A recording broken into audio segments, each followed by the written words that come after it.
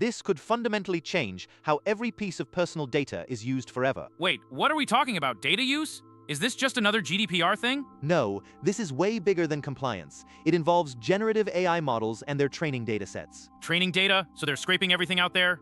Like the whole internet? Exactly. And the problem isn't just the scraping, it's that they are doing it without proper attribution or consent. But isn't that already a gray area of intellectual property law?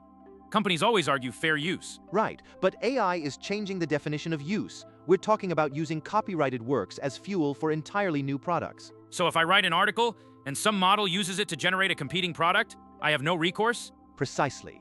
And that creates massive incentives for these megacorporations to just take the data and move fast. What's the risk here? If there are no clear guardrails, who gets harmed first? First, content creators and journalists, the actual source material being devoured by the models. They are monetizing our culture without paying us.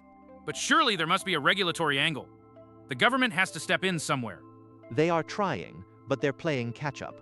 Furthermore, the biggest threat isn't just copyright, it's systemic bias baked into the foundation.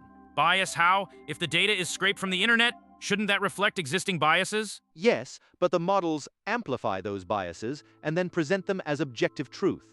It solidifies misinformation at an industrial scale. So it's not just a legal issue, it's a civic trust problem. The AI is inherently deceptive. That's the core of it, and here's what nobody wants you to know. The biggest beneficiaries are not the writers or artists, but the infrastructure providers themselves. Meaning the companies selling the foundational models, they capture both the data and the processing power. Bingo!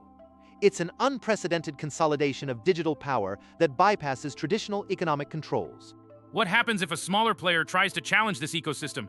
Do they just get crushed by scale? Almost certainly. The cost and complexity are too high, leading to a dangerous bottleneck where only a handful of entities control the intelligence layer. So what's the ultimate consequence here for us as consumers?